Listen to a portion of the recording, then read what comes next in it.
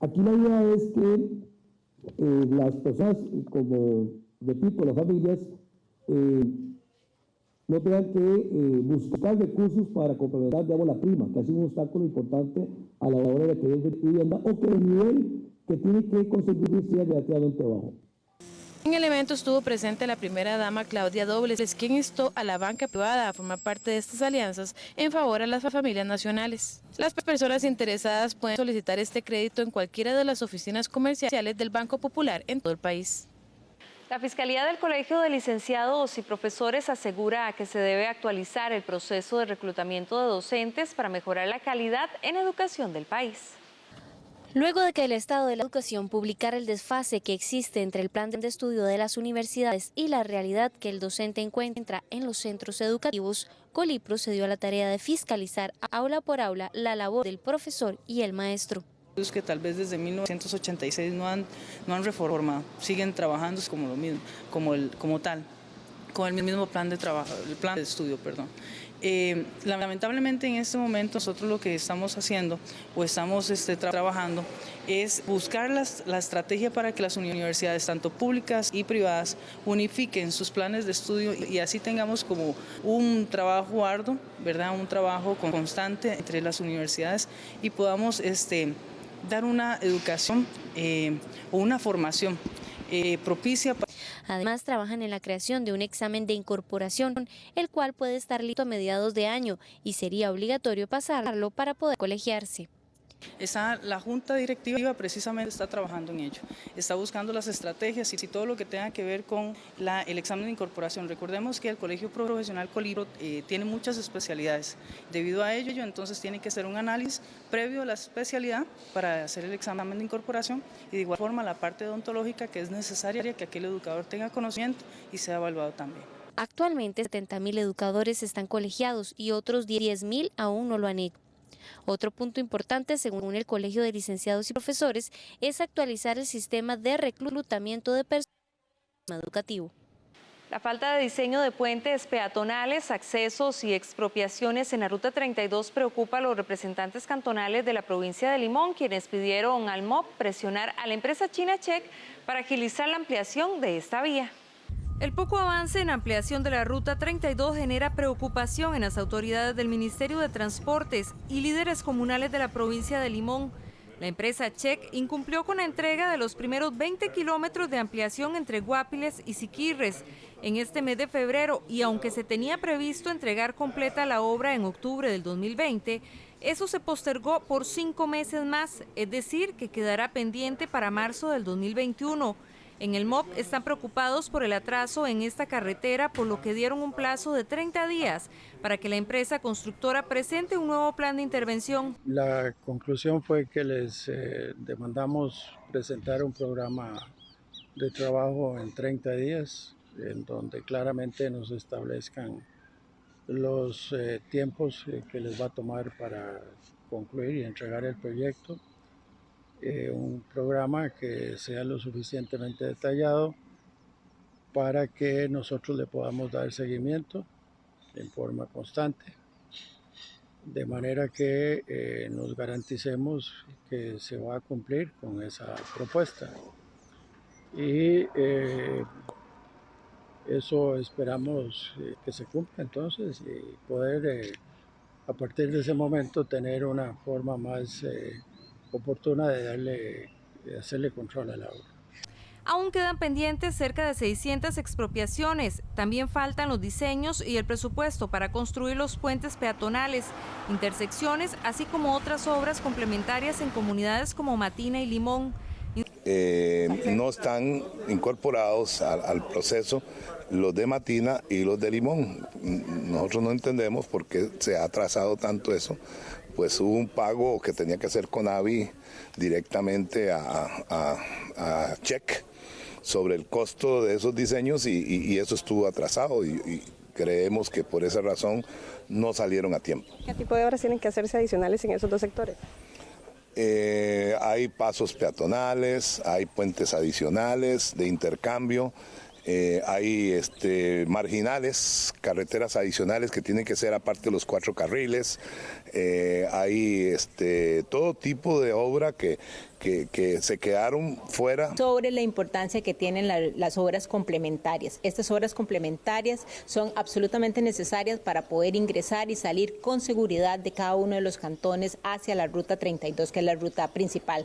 Requieren de una inversión de 65 millones de dólares que desde un inicio sabíamos que no estaban y hemos llamado intensamente la atención para la búsqueda de estos 65 millones. Hoy justamente la reunión que tenemos acá en la ERT es para definir de una vez por todas de qué manera se va a solucionar esos 65 millones de dólares que requieren las obras. En Empresa Check aseguran que iniciarán con un plan de trabajo para responder a la solicitud del MOP. Cada una de las partes, digamos, expuso todas las razones y las condiciones en las cuales se encuentra el proyecto actualmente. Sí fue de manera cordial, cada una de las partes expuso su criterio y se llegaron a acuerdos. Hay requerimientos por cada una de las partes. Nosotros le vamos a hacer llegar al ministro, ¿verdad?, nuestros requerimientos, y el ministro de igual manera solicita información por parte de nosotros que estaremos enviándola formalmente. Check deberá ampliar a 4 carriles 107 kilómetros de la Ruta 32 entre Río Frío y Limón, construir 13 pasos a desnivel, 11 retornos, 5 intercambios para ingresar a las comunidades, 33 nuevos puentes y reforzar los 33 puentes actuales. Fuertes vientos han provocado tan solo 3 incidencias, 2 en San José y 1 en Jicaral. Según lo reporta el Instituto Meteorológico Nacional, la velocidad del viento podría aumentar este fin de semana. Según datos de la Comisión Nacional de Emergencias, los fuertes vientos de los últimos días han provocado tan solo 3 incidencias, 2 en San José y 1 en Jicaral. Se mantiene el patrón ventoso sobre todo el territorio nacional en este momento, de acuerdo a lo que el Instituto Meteorológico Nacional nos ha indicado. Para estos próximos días, si bien es cierto, se puede experimentar una leve disminución en la velocidad. Para el fin de semana se esperaría nuevamente que aumente la intensidad de los vientos. La Comisión Nacional de Emergencias mantiene el estado de alerta verde para Guanacaste, la zona norte, el Caribe y el Valle Central. Hasta el momento, en las últimas horas, hemos recibido únicamente 3 incidentes, 2 de ellos en San José, 1 en la zona de Tilarán y los 3 relacionados con daños en techos de viviendas. Las autoridades hacen un llamado a los costarricenses en general y principalmente a quienes viven en las zonas costeras y vacacionistas para mantener medidas de prevención ante los cambios en el oleaje, tras un posible aumento en la velocidad del viento este fin de semana. Hacemos un llamado a la población de estar muy atentos, sobre todo a aquellas personas que habitan cerca de áreas que pueden ser afectadas por esta condición, ya sea cerca de árboles, ramas, tendido eléctrico, rótulos comerciales, e igualmente aquellas personas que habitan o visitan en los próximos días las zonas costeras, están muy atentos porque se espera tener mar picado y en algunos casos oleaje. Igualmente las personas, los pescadores han tenido algunos inconvenientes debido a esta condición particular que se ha estado dando en la zona costera. La alerta verde decretada por la Comisión Nacional de Emergencias desde el pasado lunes permanece vigente. Los delitos de tráfico de vida silvestre y contaminación recibirán mayor atención este 2020. La Fiscalía, el OIJ y el Ministerio de Seguridad intensificarán operativos en todo el país. Este jueves, la Comisión Nacional de Seguridad Ambiental dio a conocer las acciones realizadas en materia ambiental durante el 2019, en donde resaltan las acciones en Cruzitas, así como la detención de extranjeros que fueron detenidos del país flora y fauna silvestre. Mire, la Comisión ha trabajado y ha enfocado más que todo en temas de criminalidad organizada ambiental. Por eso, tradicionalmente, hemos apuntado a temas como el tráfico internacional de especies y el tráfico, por ejemplo, de cocobolo, que sigue siendo un problema, ¿verdad? Que es una especie que está en el apéndice 2 de CITES, de la Convención Internacional. El tema de las especies en peligro de extinción o no, de vida silvestre, es un tema que está repuntando y que cada vez es más grave, localizando diferentes tipos de modus operandi para sacar animales del país para diferentes colecciones en todo el mundo.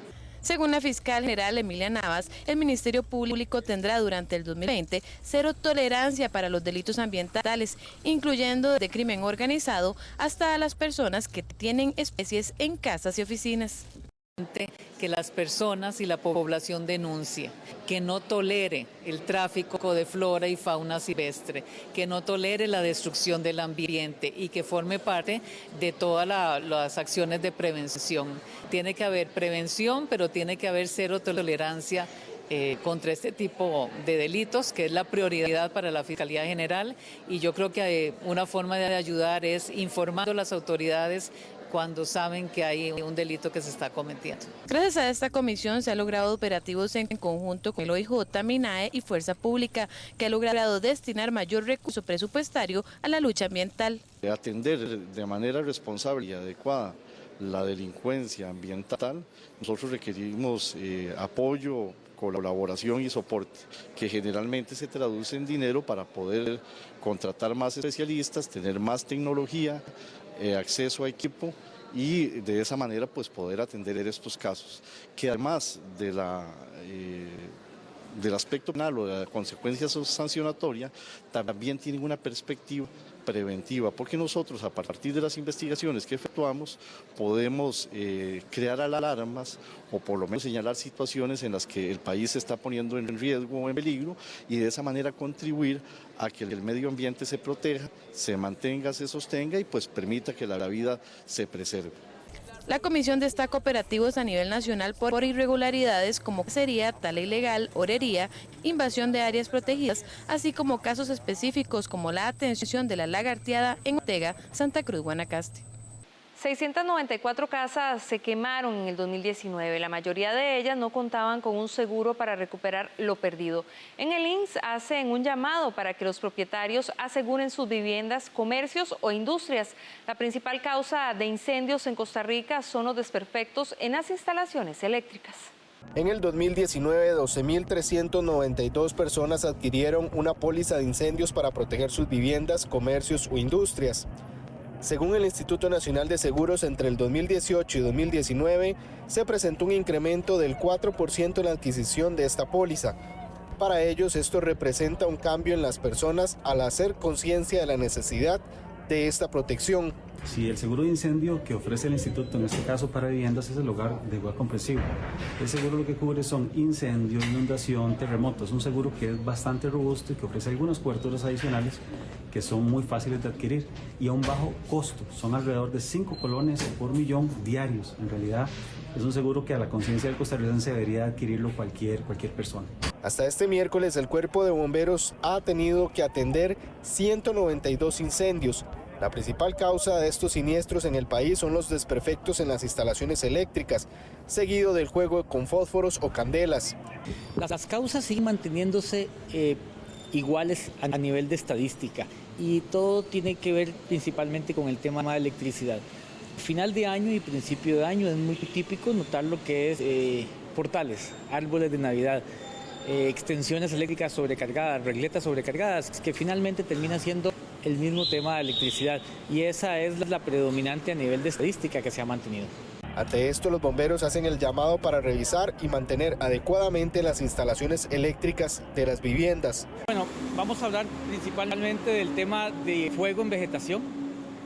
Todavía hay algunas costumbres de encender algunos fuegos. En esta época es muy fácil que cualquier fuego de esos se vuelva incontrolable en primera instancia con la gente que está provocando o produciendo ese fuego por algún motivo. Entonces es evitar a toda costa los fuegos en vegetación. Eso aunado con el viento es una combinación sumamente peligrosa. Y con el tema de la electricidad es algo que lo reiteramos cada vez que el Cuerpo de Bomberos tiene la oportunidad, en el sentido de que las instalaciones eléctricas deben tener una revisión periódica y deben ser realizadas por personal competente en esa materia, ¿verdad? Durante el 2019, 694 viviendas se quemaron y la mayoría no contaban con un seguro para recuperar los daños ocasionados. El ministro de Salud, Daniel Salas, se reunió el miércoles con los empresarios turísticos de aguas termales para buscar medidas preventivas contra la meningitis amebiana. La discusión más fuerte es si conviene que los menores de 12 años de edad ingresen a las aguas termales.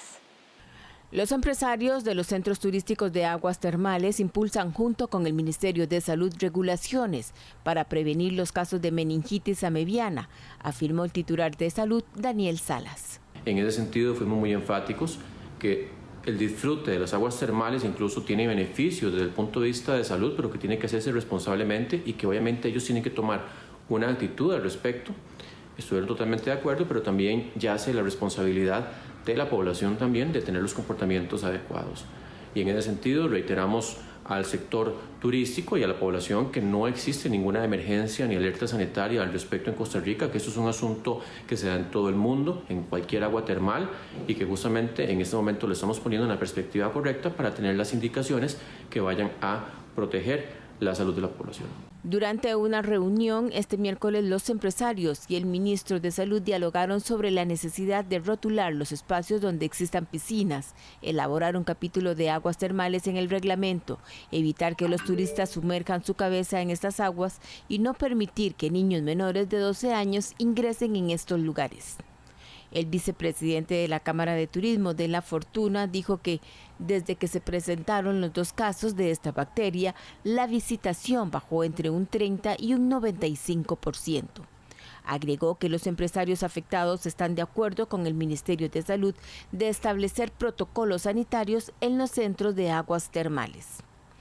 La directora ejecutiva de la Cámara Nacional de Turismo dijo que su representada y los empresarios turísticos brindarán información de reglamentos internacionales para preparar el nuevo reglamento. Las estadísticas muestran que en la historia nacional solo se han reportado 3 casos. El más reciente fue una niña de 4 años, mientras que en diciembre pasado un joven de 15 años obtuvo la ameba por inhalar agua cuando viajó con sus familiares. Datos del Centro de Control y Prevención de Enfermedades de los Estados Unidos de América aseguran que este parásito afecta solo a un individuo por cada 2,5 millones de personas. Ciertamente ha habido una afectación, no solamente en La Fortuna, debemos de recordar que hay otras zonas del país que tienen esta riqueza natural de las aguas termales, como por ejemplo La Fortuna de Bagaces, como la zona de Orosi, y estas cámaras de turismo fuimos las que hoy nos hicimos presentes en el Ministerio de Salud para informarle al ministro cuál es el nivel de afectación, y ciertamente sobre todo los datos más dramáticos están en la zona de Fortuna de Bagaces, en donde la visitación ha caído en un 85-90%, y en esta época en donde estaban atendiendo al menos 300 personas diarias, están atendiendo 20. Eso demuestra que existe un nivel de temor en la población, principalmente en el turista nacional, y por eso es que los turistas se merecen tener información.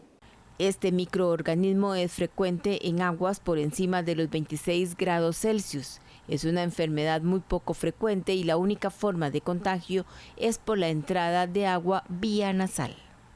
La Expo Construcción tiene una amplia oferta de proyectos para quienes tienen el sueño de comprar casa. Sin embargo, si usted está valorando esa decisión, lo mejor es que analice el panorama de la deuda a mediano plazo, pues podría convertirse en una cuenta inmanejable. Con el inicio de la Expo Construcción, muchos se preguntan qué se debe de hacer financieramente para adquirir una vivienda y qué debo saber antes de hacernos de un crédito. El economista y ex viceministro de Hacienda, Fernando Rodríguez, recomendó primero hacer conciencia que el préstamo para una vivienda es la deuda más grande que tendrá en la vida. Por ende, debe haber mucha responsabilidad. Por ejemplo, valorar los cambios en la tasa de interés que le ofrecen, si varía al pasar algunos años. Entonces, para pensar que lo puede hacer, lo primero que tiene que ir a hacer es leer la letra pequeñita de los créditos, porque la mayoría de los bancos te dice, ok, le presto durante 2 años a esta tasa y al cabo de ese periodo la tasa sube, o a veces es hasta 5 años ese periodo. Entonces, yo tengo que saber si yo puedo pagar ese crédito, no hoy, si lo puedo pagar mañana cuando la tasa ya se ha subido. Lo otro es que la gente a veces, por cuestiones laborales, tiene un trabajo mejor, tiene una remuneración mejor, ha tenido alguna promoción en su trabajo, pero tiene también que hacer de cuentas que el crédito lo tiene que pagar en el peor de las situaciones. Si se hace, a nivel familiar y las 2 personas trabajan, hacer el ejercicio de si lo puedo pagar si alguno se queda sin trabajo, por ejemplo. El economista considera que las familias deben siempre valorar el peor de los escenarios, por ejemplo, el que uno de ellos se quede sin empleo, entonces que el otro pueda hacerle frente con un solo salario.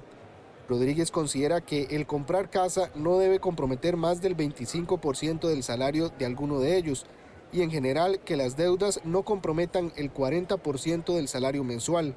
Un crédito de vivienda no debería superar el 25% de los ingresos familiares y no debería ser mayor que el 40%, idealmente los ingresos de uno de ellos. ¿Por qué? Para evitar que, digamos, en caso alguno se quede sin trabajo, el otro tenga que cargar con una deuda muy grande y no le quede espacio para ninguna otra cosa. En esto, insisto, hay que saber que puedo pagar la casa, que puedo pagar el carro si tuviera, que puedo pagar mi comida, que puedo pagar los servicios públicos. O sea, yo no puedo perder la casa por pagar la electricidad o el agua de la casa o el internet, que ahora es un servicio básico. Si usted va a dar este gran paso, asesórese de un experto y recuerde que no es adecuado perder liquidación por tener tantas deudas.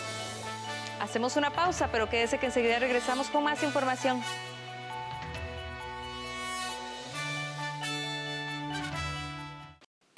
Te invito para que nos acompañes esta semana en Código 13. Vamos a tener una entrevista de fondo con un experto de Cisco que nos explica qué es el Wi-Fi 6 y además la incorporación de la 5G en nuestro país. Además, cómo la tecnología ha ayudado en el tratamiento del coronavirus. Te esperamos.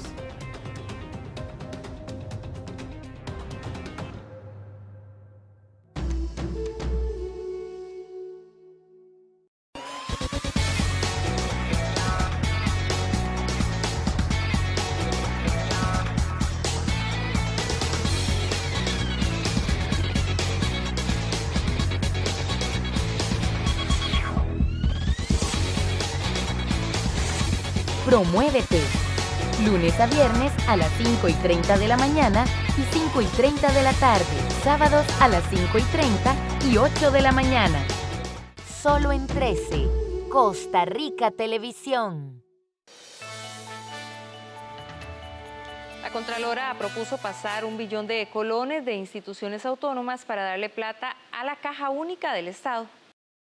Plata del ICT, las universidades públicas, Recope, INBU, Junta de Protección Social, INA y AIA, entre otros, podrían pasar a alimentar la liquidez de la Caja Única del Estado si se sigue un plan de la Contralora de la República, Marta Acosta. Ante la Comisión de Hacendarios de la Asamblea Legislativa, Acosta señaló que ingresar lo equivalente a 1 billón de colones de esas entidades generaría una reducción del 0.3% del déficit por disminución del pago de intereses. Nuestro país debería darse la oportunidad de explorar nichos donde se puedan generar ahorros, donde se pueda generar eficiencia y calidad en el uso de los recursos públicos.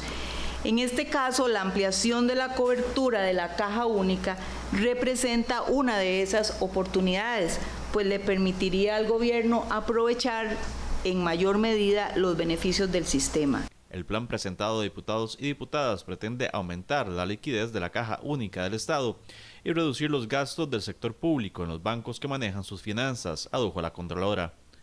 Para Acosta, el beneficio para el Estado iría más allá de solo obtener más liquidez. La optimización del costo financiero y la generación de información completa en tiempo real sobre los recursos líquidos en poder del sector público. Además, la centralización de la liquidez genera beneficios para todos los actores. Las instituciones ahorran en comisiones y costos de gestión de cuentas y la tesorería podría tener acceso a saldos estables de efectivo a un bajo costo o a un costo nulo. El plan para dar mayor liquidez a la Caja Única del Estado requeriría que el Congreso reforme las leyes constitutivas de esas entidades autónomas. El ministro de la Presidencia buscará convencer a los diputados para que no bloqueen la aprobación de préstamos. Afirma que hacerlo es vital para frenar el endeudamiento del país. Con un aire de tranquilidad, el ministro de la Presidencia, Víctor Morales, afirmó estar convencido de que las fracciones en el Congreso entienden la urgencia de que el país reciba recursos frescos del exterior, que le ayuden a aliviar la situación de las finanzas públicas. Esto luego de que diputados como Pedro Muñoz amenazaran con no apoyarlos porque Hacienda se niega a aplicar una regla fiscal más exigente. Para Morales, los empréstitos que se negocian permitirán cambiar deuda cara por una más barata, es decir, a tasas y plazos más favorables. Eso es lo que se busca, es cambiar deuda con intereses altos a la deuda con intereses más bajos, ¿verdad? Y lo entendemos muy bien con el ejemplo personal o familiar que podemos tener. Entonces, nos parece que esa es una razón muy poderosa en sí misma, ¿verdad? Presentada así como es, para buscar el apoyo de las señoras y señores diputados, y esperamos encontrarlo con esta argumentación que creo que ellos compartirán y que conocen y entienden para la aprobación de esto. Por otra parte, el gobierno ha estado, desde luego, que absolutamente comprometido. Morales dijo que echará mano del diálogo con las fracciones para recordarles la importancia de los préstamos. Comprometido con ajustar sus presupuestos y socarse la faja. Creo que, entonces estamos en esa página, estamos en la página de que vamos a aplicar la regla fiscal. Si en los últimos días se ha suscitado pues alguna diferencia de opiniones, yo creo que es cuestión de pues, conversarse y abrir algún espacio para que podamos entender las diferencias que podemos tener en esto. Entre los proyectos importantes que están por ser enviados al Congreso están uno de eurobonos y otro para la construcción del tren eléctrico metropolitano. Una nueva ley contra el acoso laboral obligaría a las empresas a crear unidades especiales para atender las denuncias y sancionar a los acosadores. Los acosadores y acosadoras laborales la tendrían más difícil para agredir a sus subordinados si el Congreso aprueba un proyecto de ley que pondría reglas más estrictas para abordar este problema en las oficinas públicas y privadas. Los diputados y diputadas dictaminaron el proyecto de ley que obligaría a crear órganos internos en instituciones y empresas privadas para recibir e investigar situaciones de acoso. La Dirección Nacional de Inspección Laboral creará todo un reglamento marco para que cada institución o empresa se puedan basar y así saber cómo actuar en una denuncia. Cada empresa o institución deberá crear un órgano interno ante cada denuncia, que deberá dar también protección al denunciante y a sus testigos. También deberá velar porque si es una denuncia falsa se tomen las medidas pertinentes para el denunciante. La iniciativa también impondría sanciones de tipo administrativo contra las personas acosadoras y protegería del despido al denunciante. Es una protección especial que se le hace al trabajador para poder que garantice sus derechos y sus deberes como tal. Entonces, para que tenga esa amplitud de pensamiento y de acción en caso de producir cualquier tipo de acoso laboral. El proyecto para combatir el acoso laboral en el sector público y privado ya fue dictaminado en comisión y pasará a plenario para su votación. Según los datos del Ministerio de Justicia y Paz, en tan solo mes y medio del presente año, la Policía Penitenciaria ha decomisado más de 350 celulares en distintos centros penales del país.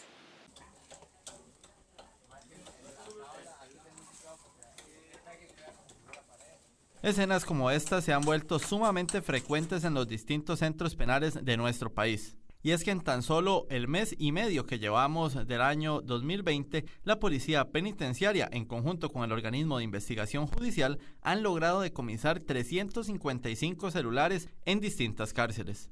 Los datos brindados por el Ministerio de Justicia revelan que en enero del presente año se incautaron 225 aparatos de este tipo, mientras que en lo que llevamos de febrero ya suman 130 los decomisos. Y es que este ejercicio criminal ha presentado altas y bajas, al menos así lo revelan las estadísticas del 2019, donde según la propia Policía Penitenciaria se dio un incremento en comparación con el 2018, pero a su vez una baja con respecto a lo que vamos de este año y también al cierre del anterior. En relación a la incautación de teléfonos celulares el año anterior, en el año 2019, tuvo comparativamente con el año 2018 un incremento de cerca de 200 teléfonos, cerrando el número en 3.145.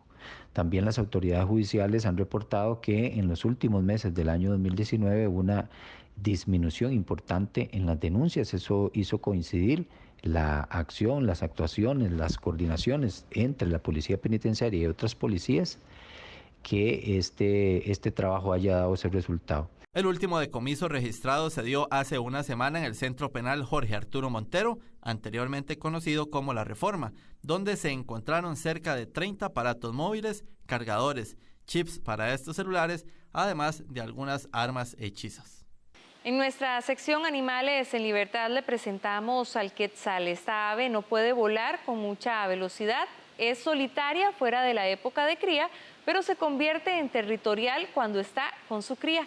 Veamos a continuación la siguiente información.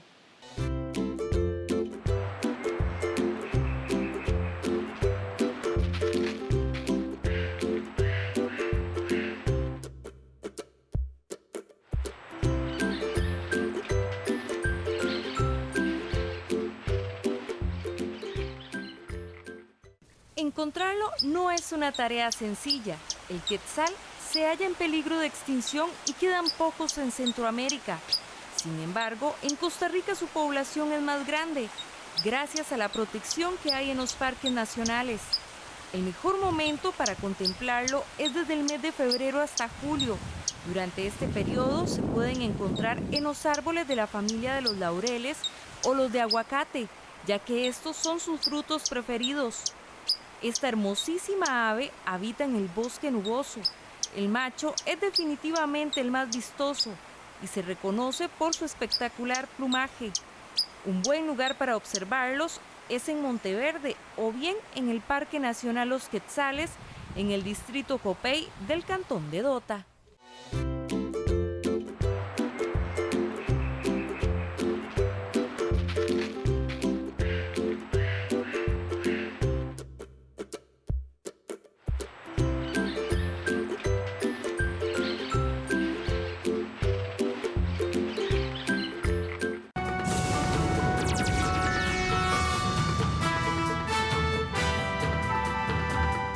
Pasamos ahora al ámbito internacional. El presidente de Venezuela, Nicolás Maduro, declaró una emergencia energética en una de las filiales de la petrolera rusa.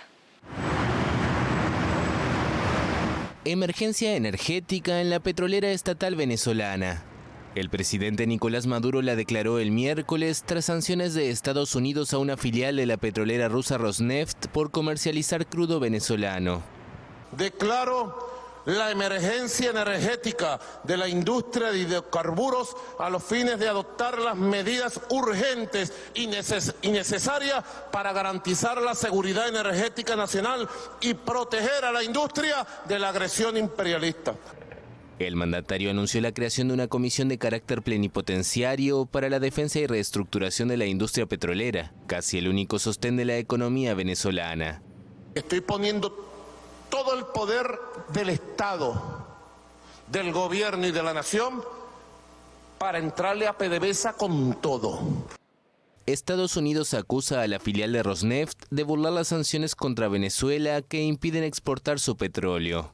Washington ha emitido una batería de sanciones contra el mandatario para forzarlo a abandonar el poder, respaldando por su parte al líder opositor Juan Guaidó, reconocido como presidente encargado por medio centenar de países en su ofensiva contra Maduro.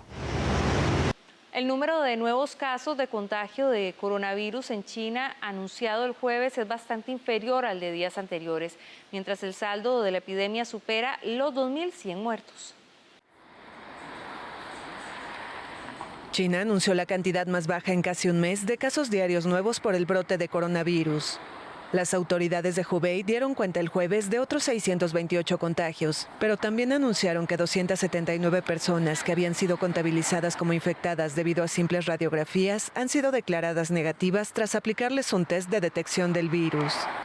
La epidemia del nuevo coronavirus ha matado a otras 114 personas en China continental en las últimas 24 horas, lo que eleva el total a 2.118. La mayoría de los nuevos casos y de fallecimientos se han registrado en Wuhan, la capital de Hubei. Fuera de la ciudad, la cantidad de nuevos casos diarios disminuye gradualmente, con solo 45 anunciados este jueves por la Comisión Nacional de Salud. En Japón fallecieron 2 enfermos que se encontraban en el crucero Diamond Princess, que pasó 14 días atracado en el puerto de Yokohama en cuarentena.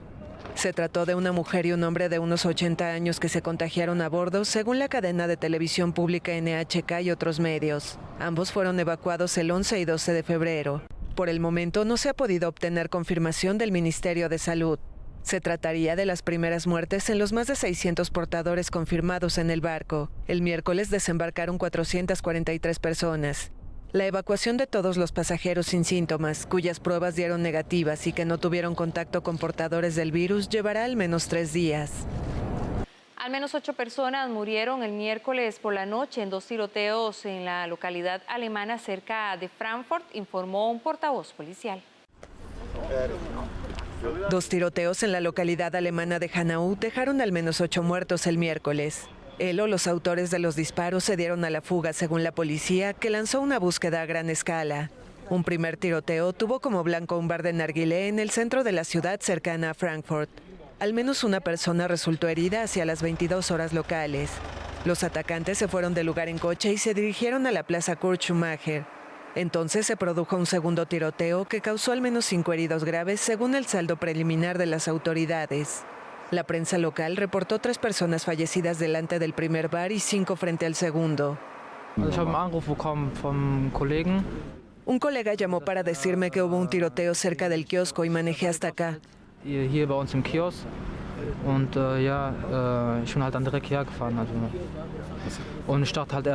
Pensé que mi padre pudo ser afectado y también mi hermano menor. Ellos corren en el kiosco.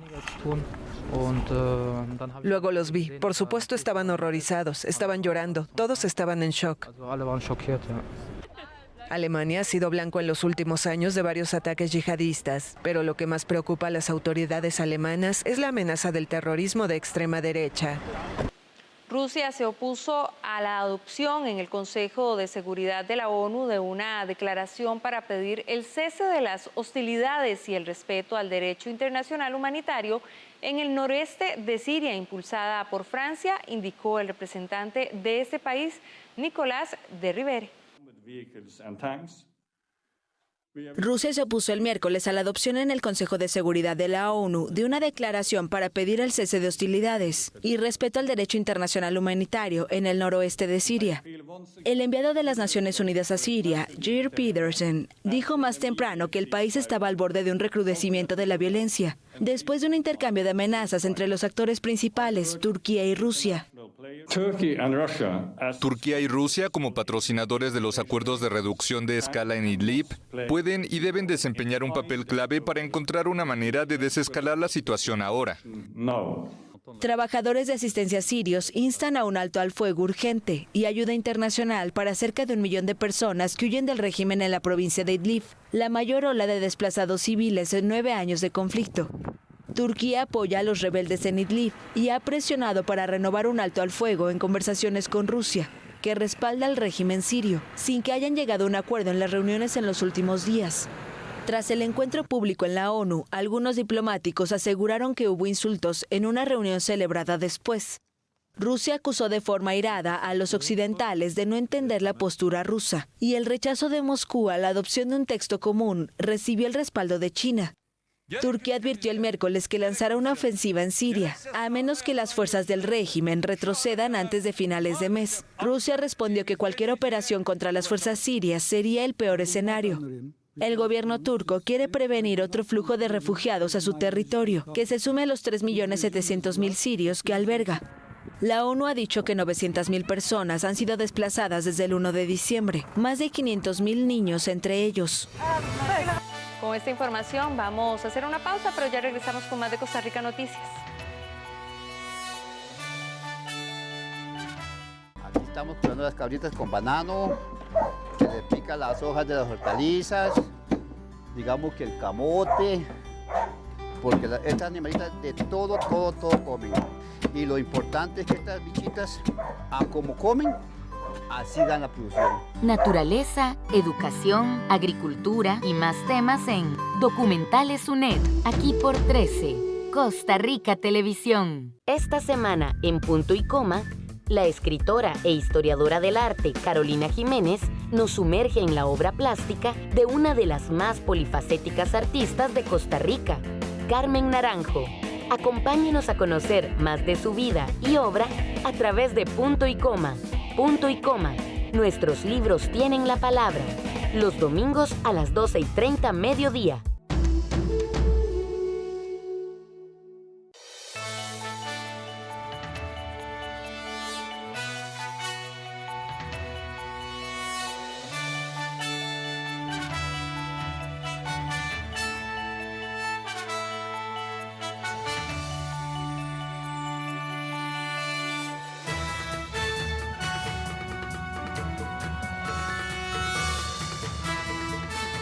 Hola, ¿qué tal? Muy buenos días. Les saluda Ana Marta Arce. Bienvenidos a nuestra edición matutina de Costa Rica Noticias. Vamos de inmediato a hacer un repaso por nuestros titulares.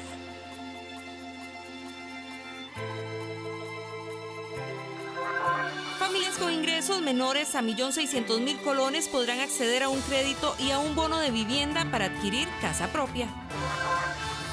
Fuertes vientos han provocado tan solo 3 incidencias. Nueva ley contra el acoso laboral obligaría a las empresas a crear unidades especiales para atender las denuncias y sancionar a los acosadores. El presidente de Venezuela, Nicolás Maduro, declaró el miércoles emergencia energética. Familias con ingresos menores a 1.600.000 colones podrán acceder a un crédito y a un bono de vivienda para adquirir casa propia. Un nuevo producto que se anunció este jueves permitirá a las familias de clase media financiar hasta el 90% del valor de la vivienda con crédito del banco y aplicar un bono por el 10% restante. Según la ministra de Vivienda, en muchas ocasiones el pago de la prima se vuelve un obstáculo para las familias a la hora de adquirir una vivienda propia. Lo que hemos tomado este tema de una forma casi personal, de forma tal que puedan las familias tener ese acceso a la vivienda. Ustedes lo acaban de ver claramente, el esquema, el instrumento que ha planteado el Banco Popular es sumamente asequible. Esa combinación de crédito y subsidio de vivienda, que es lo que muchas familias siempre nos decían, cuando conversábamos con ellas, nos decían, yo quiero pagar, pero no tengo acceso. Con una ayudadita, con un empujón, lo logro. Y precisamente este esquema de cómo lograr el empujón y cómo diseñar ese empujón es lo que hemos venido trabajando. La opción se da luego de una alianza entre el Banco Popular y el Banco Hipotecario de la Vivienda que busca que familias que nunca han accedido a un bono y con ingresos de 400.000 hasta 1.600.000 colones puedan adquirir casa de 65 millones o menos. El programa de vivienda comunitaria tiene una tasa de interés, tasa básica pasiva más 2 puntos porcentuales, pudiendo reducirse de acuerdo al origen de los recursos. Por ejemplo, hoy la cuota por millón en este producto estaría en 6.619 colones sin pólizas. A los niveles de ingresos menores se les estaría accediendo a un nivel mayor de bono que a los niveles más altos. Aquí la idea es que las personas, como repito, las familias, no tengan que buscar recursos para complementar, digamos, la prima, que ha sido un obstáculo importante a la hora de adquirir vivienda, o que el nivel que tiene que conseguir sea relativamente bajo. En el evento estuvo presente la primera dama Claudia Dobles, quien instó a la banca privada a formar parte de estas alianzas en favor a las familias nacionales. Las personas interesadas pueden solicitar este crédito en cualquiera de las oficinas comerciales del Banco Popular en todo el país. La Fiscalía del Colegio de Licenciados y Profesores asegura que se debe actualizar el proceso de reclutamiento de docentes para mejorar la calidad en educación del país. Luego de que el Estado de la Educación publicara el desfase que existe entre el plan de estudio de las universidades y la realidad que el docente encuentra en los centros educativos, Colipro se dio a la tarea de fiscalizar aula por aula la labor del profesor y el maestro. Que tal vez desde 1986 no han reformado, siguen trabajando como lo mismo, como tal, con el mismo plan de trabajo, el plan de estudio, perdón. Lamentablemente en este momento nosotros lo que estamos haciendo o estamos trabajando es buscar la estrategia para que las universidades, tanto públicas y privadas, unifiquen sus planes de estudio y así tengamos como un trabajo arduo, ¿verdad? Un trabajo constante entre las universidades y podamos dar una educación o una formación propicia. Además, trabajan en la creación de un examen de incorporación, el cual puede estar listo a mediados de año y sería obligatorio pasarlo para poder colegiarse. La Junta Directiva precisamente está trabajando en ello, está buscando las estrategias y todo lo que tenga que ver con el examen de incorporación. Recordemos que el Colegio Profesional Colipro tiene muchas especialidades. Debido a ello, entonces tiene que hacer un análisis previo a la especialidad para hacer el examen de incorporación y de igual forma la parte odontológica que es necesaria que aquel educador tenga conocimiento y sea evaluado también. Actualmente 70.000 educadores están colegiados y otros 10.000 aún no lo han hecho. Otro punto importante, según el Colegio de Licenciados y Profesores, es actualizar el sistema de reclutamiento de personal educativo. La falta de diseño de puentes peatonales, accesos y expropiaciones en la Ruta 32 preocupa a los representantes cantonales de la provincia de Limón, quienes pidieron al MOP presionar a la empresa china Check para agilizar la ampliación de esta vía. El poco avance en ampliación de la Ruta 32 genera preocupación en las autoridades del Ministerio de Transportes y líderes comunales de la provincia de Limón.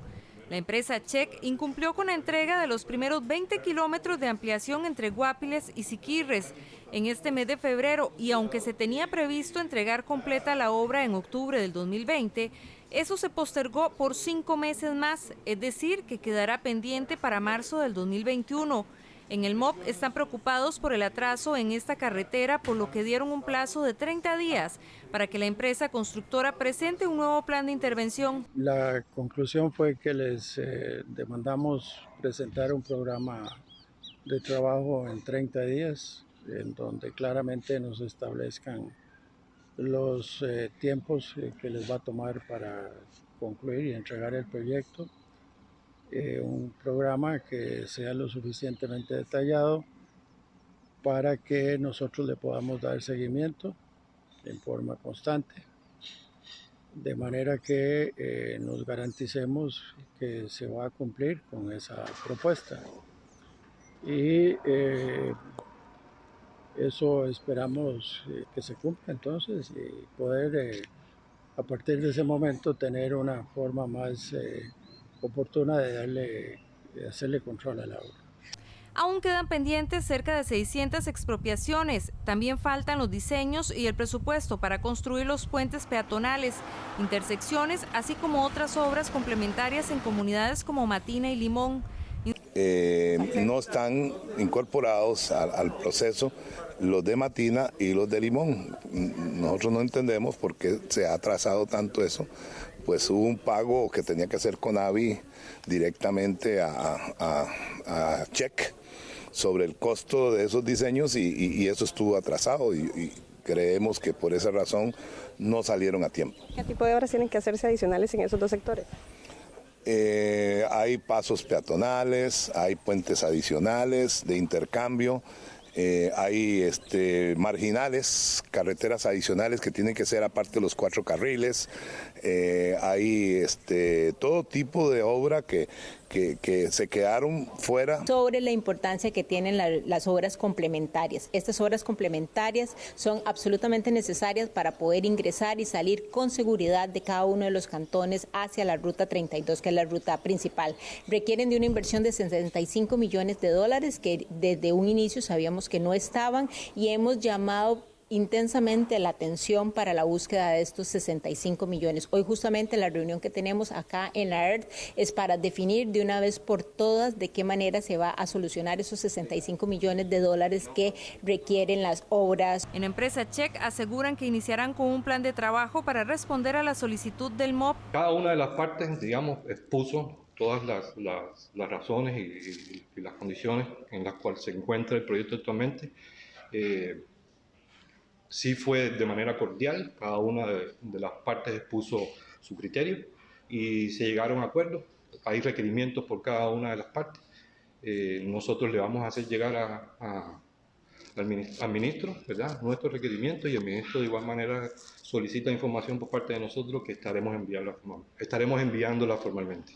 Check deberá ampliar a 4 carriles 107 kilómetros de la Ruta 32 entre Río Frío y Limón, construir 13 pasos a desnivel, 11 retornos, 5 intercambios para ingresar a las comunidades, 33 nuevos puentes y reforzar los 33 puentes actuales. Fuertes vientos han provocado tan solo 3 incidencias, 2 en San José y 1 en Jicaral. Según lo reporta el Instituto Meteorológico Nacional, la velocidad del viento podría aumentar este fin de semana. Según datos de la Comisión Nacional de Emergencias, los fuertes vientos de los últimos días han provocado tan solo 3 incidencias, 2 en San José y 1 en Jicaral. Se mantiene el patrón ventoso sobre todo el territorio nacional en este momento, de acuerdo a lo que el Instituto Meteorológico Nacional nos ha indicado. Para estos próximos días, si bien es cierto, se puede experimentar una leve disminución en la velocidad. Para el fin de semana se esperaría nuevamente que aumente la intensidad de los vientos, La Comisión Nacional de Emergencias mantiene el estado de alerta verde para Guanacaste, la zona norte, el Caribe y el Valle Central.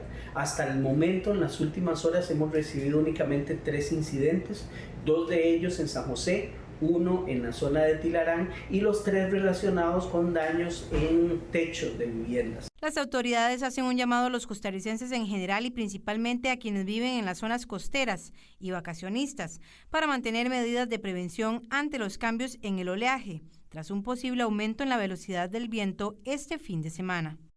Hacemos un llamado a la población de estar muy atentos, sobre todo a aquellas personas que habitan cerca de áreas que pueden ser afectadas por esta condición, ya sea cerca de árboles, ramas, tendido eléctrico, rótulos comerciales, e igualmente aquellas personas que habitan o visitan en los próximos días las zonas costeras, están muy atentos porque se espera tener mar picado y en algunos casos oleaje. Igualmente las personas, los pescadores han tenido algunos inconvenientes debido a esta condición particular que se ha estado dando en la zona costera. La alerta verde decretada por la Comisión Nacional de Emergencias desde el pasado lunes permanece vigente. Los delitos de tráfico de vida silvestre y contaminación recibirán mayor atención este 2020. La Fiscalía, el OIJ y el Ministerio de Seguridad intensificarán operativos en todo el país. Este jueves la Comisión Nacional de Seguridad Ambiental dio a conocer las acciones realizadas en materia ambiental durante el 2019, en donde resaltan las acciones en crucitas, así como la detención de extranjeros que fueron detenidos del país flora y fauna silvestre. Mire, la Comisión ha trabajado y ha enfocado más que todo en temas de criminalidad organizada ambiental. Por eso tradicionalmente hemos apuntado a temas como el tráfico internacional de especies y el tráfico, por ejemplo, de cocobolo, que sigue siendo un problema, ¿verdad? Que es una especie que está en el apéndice 2 de CITES, de la Convención Internacional. El tema de las especies en peligro de extinción o no, de vida silvestre, es un tema que está repuntando y que cada vez es más grave, localizando diferentes tipos de modus operandi para sacar animales del país para diferentes colecciones en todo el mundo.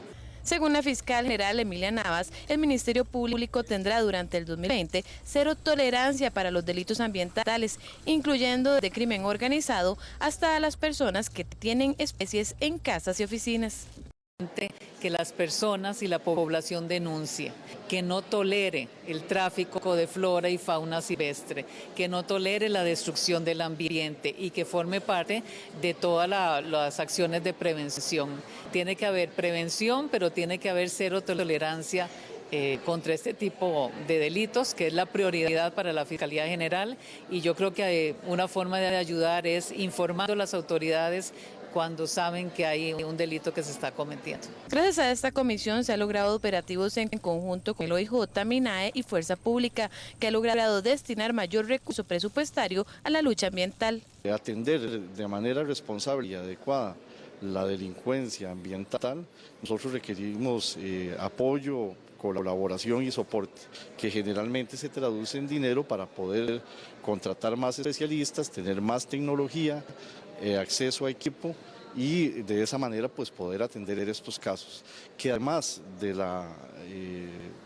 del aspecto penal o de la consecuencia sancionatoria, también tienen una perspectiva preventiva, porque nosotros a partir de las investigaciones que efectuamos podemos crear alarmas o por lo menos señalar situaciones en las que el país se está poniendo en riesgo o en peligro y de esa manera contribuir a que el medio ambiente se proteja, se mantenga, se sostenga y pues permita que la vida se preserve. La comisión destaca operativos a nivel nacional por irregularidades como cacería, tala ilegal, orería, invasión de áreas protegidas, así como casos específicos como la atención de la lagarteada en Ortega, Santa Cruz, Guanacaste. 694 casas se quemaron en el 2019. La mayoría de ellas no contaban con un seguro para recuperar lo perdido. En el INS hacen un llamado para que los propietarios aseguren sus viviendas, comercios o industrias. La principal causa de incendios en Costa Rica son los desperfectos en las instalaciones eléctricas. En el 2019, 12.392 personas adquirieron una póliza de incendios para proteger sus viviendas, comercios o industrias. Según el Instituto Nacional de Seguros, entre el 2018 y 2019 se presentó un incremento del 4% en la adquisición de esta póliza. Para ellos, esto representa un cambio en las personas al hacer conciencia de la necesidad de esta protección. Si el seguro de incendio que ofrece el instituto, en este caso para viviendas, es el hogar de agua compresiva. El seguro lo que cubre son incendio, inundación, terremotos. Es un seguro que es bastante robusto y que ofrece algunas coberturas adicionales que son muy fáciles de adquirir y a un bajo costo. Son alrededor de 5 colones por millón diarios. En realidad es un seguro que a la conciencia del costarricense debería adquirirlo cualquier persona. Hasta este miércoles el Cuerpo de Bomberos ha tenido que atender 192 incendios. La principal causa de estos siniestros en el país son los desperfectos en las instalaciones eléctricas, seguido del juego con fósforos o candelas. Las causas siguen manteniéndose iguales a nivel de estadística y todo tiene que ver principalmente con el tema de electricidad. Final de año y principio de año es muy típico notar lo que es portales, árboles de Navidad, extensiones eléctricas sobrecargadas, regletas sobrecargadas, que finalmente termina siendo el mismo tema de electricidad, y esa es la predominante a nivel de estadística que se ha mantenido.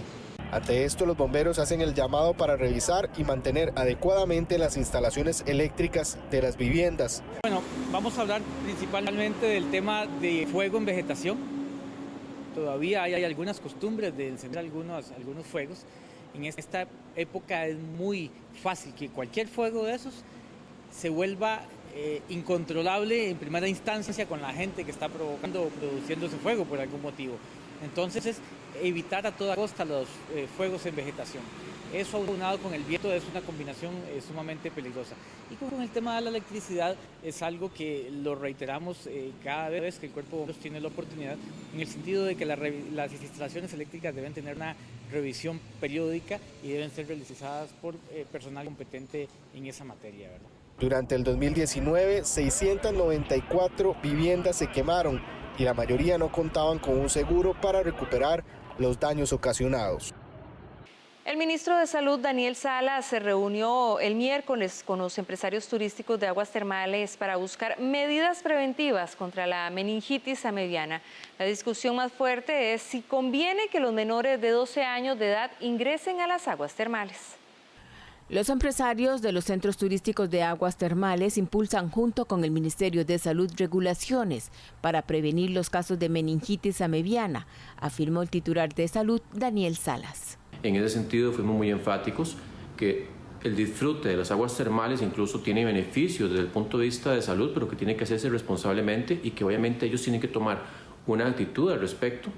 Estoy totalmente de acuerdo, pero también yace la responsabilidad de la población también de tener los comportamientos adecuados. Y en ese sentido reiteramos al sector turístico y a la población que no existe ninguna emergencia ni alerta sanitaria al respecto en Costa Rica, que esto es un asunto que se da en todo el mundo, en cualquier agua termal, y que justamente en este momento le estamos poniendo una perspectiva correcta para tener las indicaciones que vayan a proteger la salud de la población.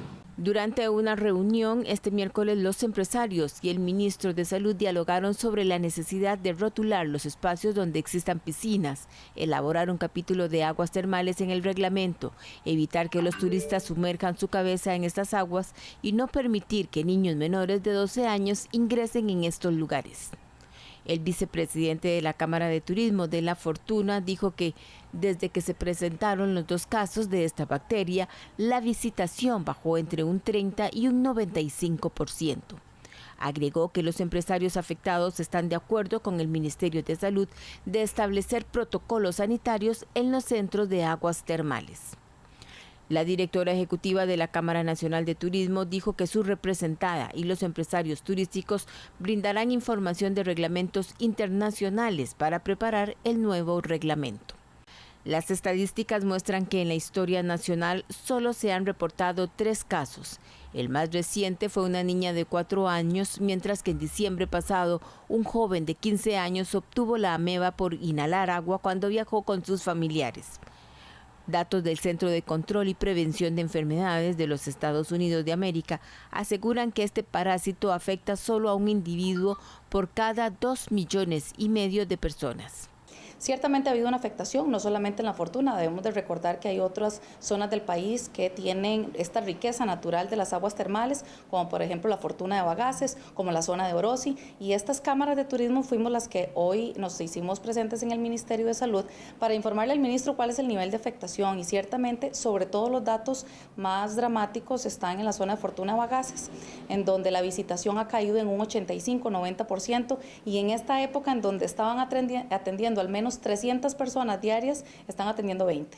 Eso demuestra que existe un nivel de temor en la población, principalmente en el turista nacional, y por eso es que los turistas se merecen tener información. Este microorganismo es frecuente en aguas por encima de los 26 grados Celsius. Es una enfermedad muy poco frecuente y la única forma de contagio es por la entrada de agua vía nasal. La Expo Construcción tiene una amplia oferta de proyectos para quienes tienen el sueño de comprar casa. Sin embargo, si usted está valorando esa decisión, lo mejor es que analice el panorama de la deuda a mediano plazo, pues podría convertirse en una cuenta inmanejable. Con el inicio de la Expo Construcción, muchos se preguntan qué se debe de hacer financieramente para adquirir una vivienda y qué debo saber antes de hacernos de un crédito. El economista y ex viceministro de Hacienda, Fernando Rodríguez, recomendó primero hacer conciencia que el préstamo para una vivienda es la deuda más grande que tendrá en la vida. Por ende, debe haber mucha responsabilidad. Por ejemplo, valorar los cambios en la tasa de interés que le ofrecen, si varía al pasar algunos años.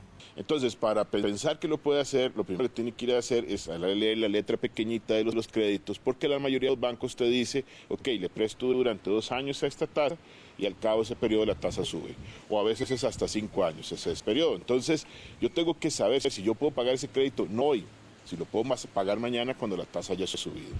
Lo otro es que la gente a veces, por cuestiones laborales, tiene un trabajo mejor, tiene una remuneración mejor, ha tenido alguna promoción en su trabajo, pero tiene también que hacer de cuentas que el crédito lo tiene que pagar en el peor de las situaciones.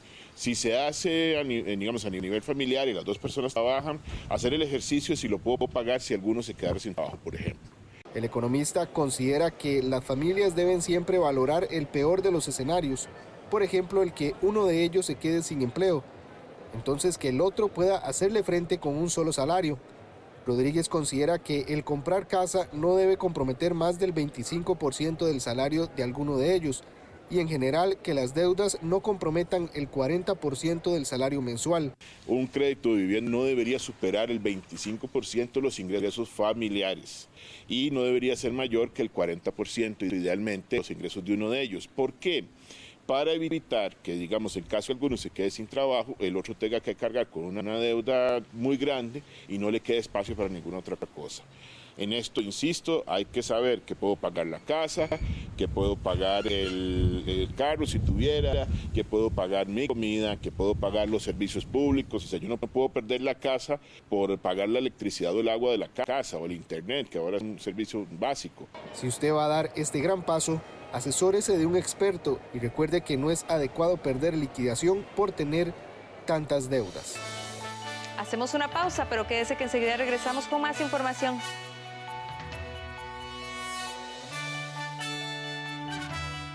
Nunca pensé que él me iba a dejar o no sé. Tuvimos miedo y después preocupación.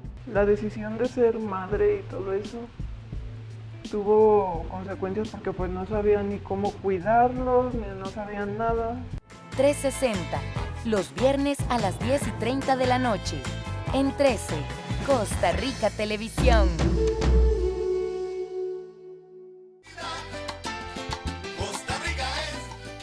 Es increíble, de verdad, uno no lo piensa, pero la cantidad de gente diabética que hay en Costa Rica. Es correcto, y precisamente vamos a hablar mañana acerca de la enfermedad del pie diabético, para que usted nos acompañe. Los esperamos a partir de las 8 de la mañana en Café Nacional. Costa Rica, Costa Rica. La Contralora propuso pasar 1 billón de colones de instituciones autónomas para darle plata a la Caja Única del Estado. Plata del ICT, las universidades públicas, Recope, INBU, Junta de Protección Social, INA y AIA, entre otros, podrían pasar a alimentar la liquidez de la Caja Única del Estado si se sigue un plan de la Contralora de la República, Marta Acosta. Ante la Comisión de Hacendarios de la Asamblea Legislativa, Acosta señaló que ingresar lo equivalente a 1 billón de colones de esas entidades generaría una reducción del 0.3% del déficit por disminución del pago de intereses. Nuestro país debería darse la oportunidad de explorar nichos donde se puedan generar ahorros, donde se pueda generar eficiencia y calidad en el uso de los recursos públicos. En este caso, la ampliación de la cobertura de la Caja Única representa una de esas oportunidades, pues le permitiría al gobierno aprovechar en mayor medida los beneficios del sistema. El plan presentado a diputados y diputadas pretende aumentar la liquidez de la Caja Única del Estado y reducir los gastos del sector público en los bancos que manejan sus finanzas, adujo la Contralora. Para Acosta, el beneficio para el Estado iría más allá de solo obtener más liquidez. La optimización del costo financiero y la generación de información completa en tiempo real sobre los recursos líquidos en poder del sector público. Además, la centralización de la liquidez genera beneficios para todos los actores. Las instituciones ahorran en comisiones y costos de gestión de cuentas y la tesorería podría tener acceso a saldos estables de efectivo a un bajo costo o a un costo nulo. El plan para dar mayor liquidez a la Caja Única del Estado requeriría que el Congreso reforme las leyes constitutivas de esas entidades autónomas. El ministro de la Presidencia buscará convencer a los diputados para que no bloqueen la aprobación de préstamos. Afirma que hacerlo es vital para frenar el endeudamiento del país. Con un aire de tranquilidad, el ministro de la Presidencia, Víctor Morales, afirmó estar convencido de que las fracciones en el Congreso entienden la urgencia de que el país reciba recursos frescos del exterior, que le ayuden a aliviar la situación de las finanzas públicas. Esto luego de que diputados como Pedro Muñoz amenazaran con no apoyarlos porque Hacienda se niega a aplicar una regla fiscal más exigente. Para Morales, los empréstitos que se negocian permitirán cambiar deuda cara por una más barata, es decir, a tasas y plazos más favorables. Eso lo que se busca es cambiar deuda con intereses altos a la deuda con intereses más bajos, ¿verdad? Y lo entendemos muy bien con el ejemplo personal o familiar que podemos tener. Entonces, nos parece que esa es una razón muy poderosa en sí misma, ¿verdad? Presentada así como es, para buscar el apoyo de las señoras y señores diputados, y esperamos encontrarlo con esta argumentación que creo que ellos compartirán y que conocen y entienden para la aprobación de esto. Por otra parte, el gobierno ha estado, desde luego, que absolutamente comprometido. Morales dijo que echará mano del diálogo con las fracciones para recordarles la importancia de los préstamos. Comprometido con ajustar sus presupuestos y socarse la faja. Creo que entonces estamos en esa página, estamos en la página de que vamos a aplicar la regla fiscal. Si en los últimos días se ha suscitado pues alguna diferencia de opiniones, yo creo que es cuestión de pues, conversarse y abrir algún espacio para que podamos entender las diferencias que podemos tener en esto. Entre los proyectos importantes que están por ser enviados al Congreso están uno de eurobonos y otro para la construcción del tren eléctrico metropolitano. Una nueva ley contra el acoso laboral obligaría a las empresas a crear unidades especiales para atender las denuncias y sancionar a los acosadores. Los acosadores y acosadoras laborales la tendrían más difícil para agredir a sus subordinados si el Congreso aprueba un proyecto de ley que pondría reglas más estrictas para abordar este problema en las oficinas públicas y privadas. Los diputados y diputadas dictaminaron el proyecto de ley que obligaría a crear órganos internos en instituciones y empresas privadas para recibir e investigar situaciones de acoso. La Dirección Nacional de Inspección Laboral creará todo un reglamento marco para que cada institución o empresa se puedan basar y así saber cómo actuar en una denuncia. Cada empresa o institución deberá crear un órgano interno ante cada denuncia que le deberá dar también protección al denunciante y a sus testigos. También deberá velar porque si es una denuncia falsa se tomen las medidas pertinentes para el denunciante. La iniciativa también impondría sanciones de tipo administrativo contra las personas acosadoras y protegería del despido al denunciante. Es una protección especial que se le hace al trabajador para poder que garantice sus derechos y sus deberes como tal. Entonces, para que tenga esa amplitud de pensamiento y de acción en caso de producir cualquier tipo de acoso laboral. El proyecto para combatir el acoso laboral en el sector público y privado ya fue dictaminado en comisión y pasará a plenario para su votación. Según los datos del Ministerio de Justicia y Paz, en tan solo mes y medio del presente año, la Policía Penitenciaria ha decomisado más de 350 celulares en distintos centros penales del país.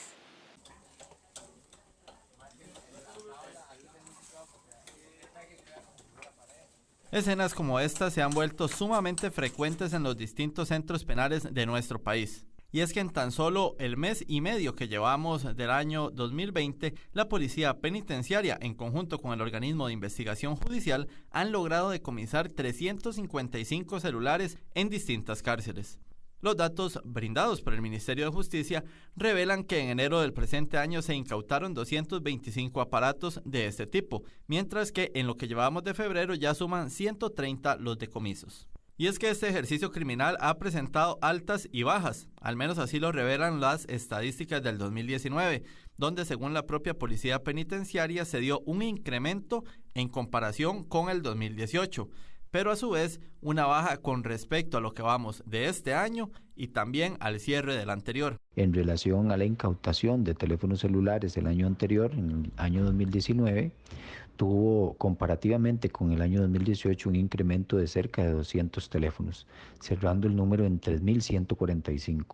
También las autoridades judiciales han reportado que en los últimos meses del año 2019 hubo una disminución importante en las denuncias. Eso hizo coincidir la acción, las actuaciones, las coordinaciones entre la Policía Penitenciaria y otras policías, que este trabajo haya dado ese resultado. El último decomiso registrado se dio hace una semana en el Centro Penal Jorge Arturo Montero, anteriormente conocido como La Reforma, donde se encontraron cerca de 30 aparatos móviles, cargadores, chips para estos celulares, además de algunas armas hechizas. En nuestra sección Animales en Libertad le presentamos al quetzal. Esta ave no puede volar con mucha velocidad, es solitaria fuera de la época de cría, pero se convierte en territorial cuando está con su cría. Veamos a continuación la siguiente información.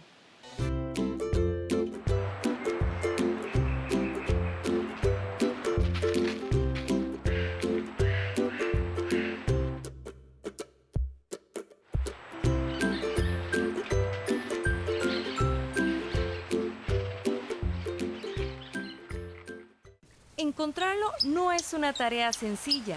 El quetzal se halla en peligro de extinción y quedan pocos en Centroamérica. Sin embargo, en Costa Rica su población es más grande, gracias a la protección que hay en los parques nacionales. El mejor momento para contemplarlo es desde el mes de febrero hasta julio. Durante este periodo se pueden encontrar en los árboles de la familia de los laureles o los de aguacate, ya que estos son sus frutos preferidos. Esta hermosísima ave habita en el bosque nuboso. El macho es definitivamente el más vistoso y se reconoce por su espectacular plumaje. Un buen lugar para observarlos es en Monteverde o bien en el Parque Nacional Los Quetzales, en el distrito Copey del cantón de Dota.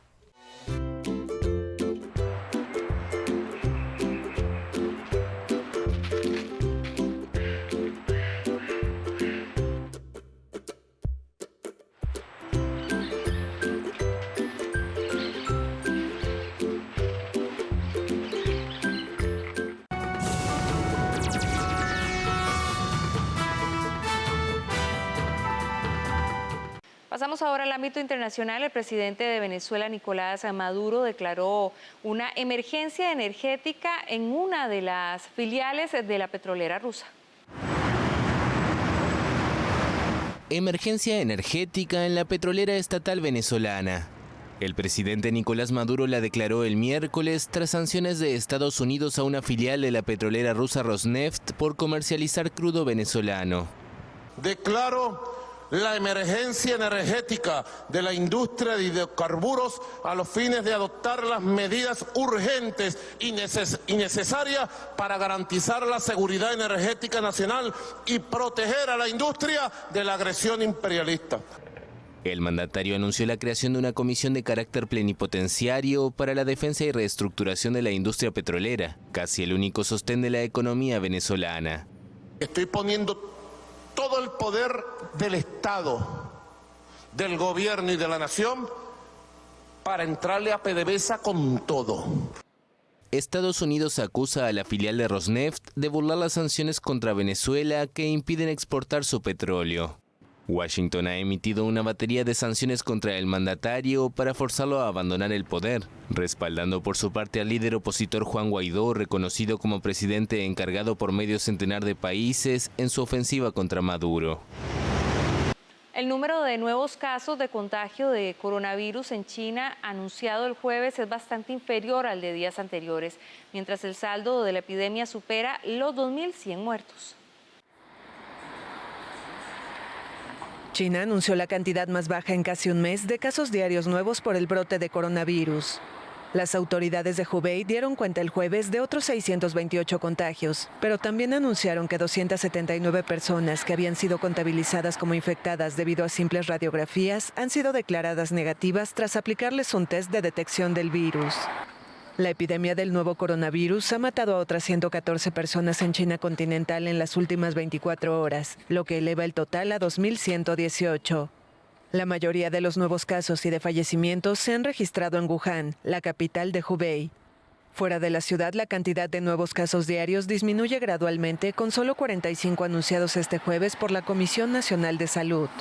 En Japón fallecieron 2 enfermos que se encontraban en el crucero Diamond Princess, que pasó 14 días atracado en el puerto de Yokohama en cuarentena. Se trató de una mujer y un hombre de unos 80 años que se contagiaron a bordo, según la cadena de televisión pública NHK y otros medios. Ambos fueron evacuados el 11 y 12 de febrero. Por el momento no se ha podido obtener confirmación del Ministerio de Salud.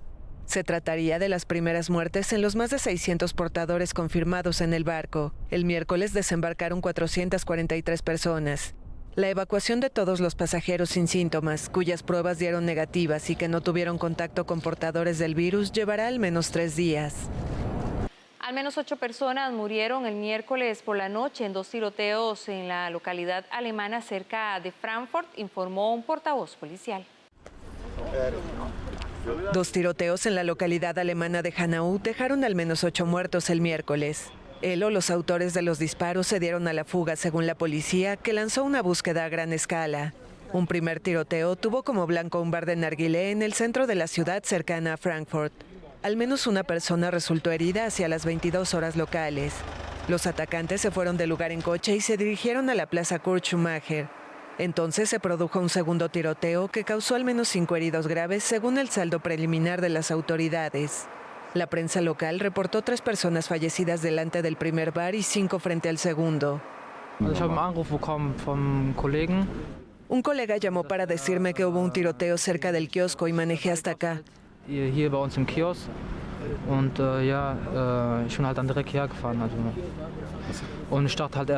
Pensé que mi padre pudo ser afectado y también mi hermano menor. Ellos corren en el kiosco. Luego los vi. Por supuesto estaban horrorizados, estaban llorando, todos estaban en shock. Alemania ha sido blanco en los últimos años de varios ataques yihadistas, pero lo que más preocupa a las autoridades alemanas es la amenaza del terrorismo de extrema derecha. Rusia se opuso a la adopción en el Consejo de Seguridad de la ONU de una declaración para pedir el cese de las hostilidades y el respeto al derecho internacional humanitario en el noreste de Siria, impulsada por Francia, indicó el representante de este país, Nicolás de Rivere. Rusia se opuso el miércoles a la adopción en el Consejo de Seguridad de la ONU de una declaración para pedir el cese de hostilidades y respeto al derecho internacional humanitario en el noroeste de Siria. El enviado de las Naciones Unidas a Siria, Geir Pedersen, dijo más temprano que el país estaba al borde de un recrudecimiento de la violencia, después de un intercambio de amenazas entre los actores principales, Turquía y Rusia. Turquía y Rusia, como patrocinadores de los acuerdos de reducción de escala en Idlib, pueden y deben desempeñar un papel clave para encontrar una manera de desescalar la situación ahora. Trabajadores de asistencia sirios instan a un alto al fuego urgente y ayuda internacional para cerca de 1 millón de personas que huyen del régimen en la provincia de Idlib, la mayor ola de desplazados civiles en 9 años de conflicto. Turquía apoya a los rebeldes en Idlib y ha presionado para renovar un alto al fuego en conversaciones con Rusia, que respalda al régimen sirio, sin que hayan llegado a un acuerdo en las reuniones en los últimos días. Tras el encuentro público en la ONU, algunos diplomáticos aseguraron que hubo insultos en una reunión celebrada después. Rusia acusó de forma airada a los occidentales de no entender la postura rusa, y el rechazo de Moscú a la adopción de un texto común recibió el respaldo de China. Turquía advirtió el miércoles que lanzará una ofensiva en Siria, a menos que las fuerzas del régimen retrocedan antes de finales de mes. Rusia respondió que cualquier operación contra las fuerzas sirias sería el peor escenario. El gobierno turco quiere prevenir otro flujo de refugiados a su territorio, que se sume a los 3.700.000 sirios que alberga. La ONU ha dicho que 900.000 personas han sido desplazadas desde el 1 de diciembre, más de 500.000 niños entre ellos. Hasta acá nuestra edición matutina de Costa Rica Noticias. Gracias por su compañía. Recuerden, les esperamos al mediodía con más información. Que tengan un excelente día.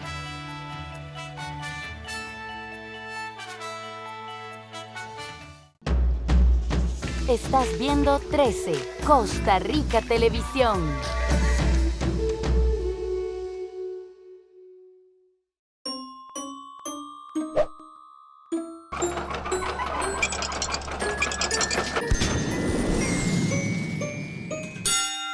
Hola,